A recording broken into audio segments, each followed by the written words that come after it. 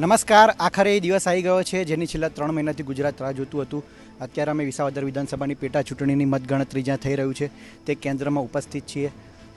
દ્રશ્યોમાં આપ જોઈ શકો છો પોલીસનો કાફલો, ચૂંટણી અધિકારીઓ, ઉમેદવારોના ટેકેદારો મોટી સંખ્યામાં અહીંયા ઉપસ્થિત છે. ડ્રોનની તકનિકથી પણ નિગરાની રાખવામાં આવી રહી છે. દ્રશ્યોમાં આપ જોઈ શકો છો કે કોઈ અનિચ્છનીય બનાવ ન બને તે માટે ડ્રોનનો પણ ઉપયોગ કરવામાં આવી રહ્યો છે અને ડ્રોનની મદદથી પણ નજર રાખવામાં આવી રહી છે.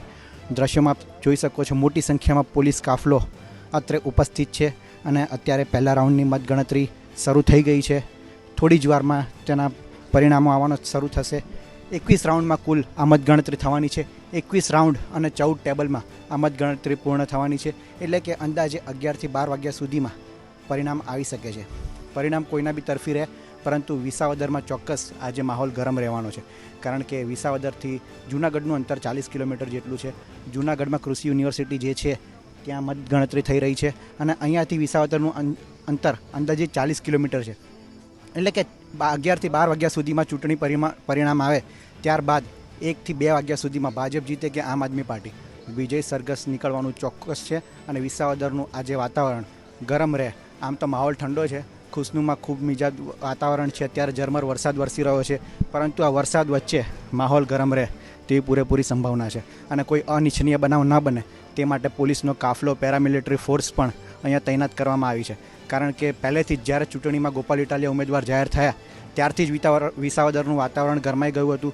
બીજી બાજુ ભાજપે પણ એની ટક્કરમાં એક મજબૂત ઉમેદવાર કિરીટ પટેલને ઊભા રાખ્યા હતા, જેથી આ ચૂંટણી વધારે રસપ્રદ બની હતી. આ ચૂંટણી જીતવા માટે ભાજપે કમર કસી હતી. બીજી બાજુ આમ આદમી પાર્ટીના પણ મોટા નેતાઓ રાજુ કરપડા, પ્રવીણ રામથી લઈને ઈસુદાન ગઢવી સુધીના લોકોએ ગોપાલ ઇટાલિયાને જીતાડવા માટે કમર કસી હતી. ત્યારે પહેલા રાઉન્ડનું મતદાન અત્યારે શરૂ થઈ ગયું છે અને પહેલા રાઉન્ડના અંતે કિરીટ પટેલ 100 મતોથી આગળ હોય તેવા સમાચાર મળી રહ્યા છે.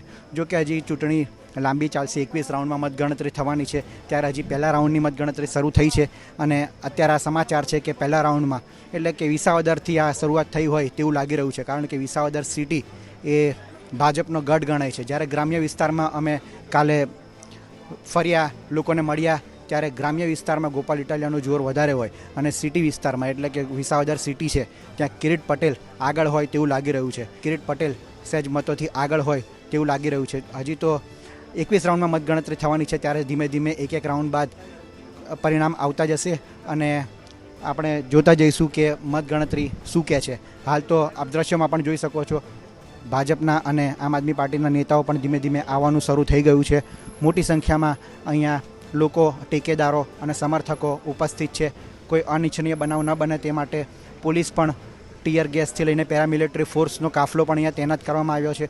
તો અત્યારે મતગણતરી શરૂ થઈ ગઈ છે અને 11-12 વાગ્યા સુધી આપ જોતા રહો. ટીવીની સ્ક્રીન છોડતા નહીં, ડિજિટલ માધ્યમથી આપ જોતા હોવ તો ગુજરાત તક જોવાનું છોડતા નહીં. કારણ કે એક પળે પળના સમાચાર માટે આપ ગુજરાત તક સાથે જોડાયેલા રહો. ધન્યવાદ.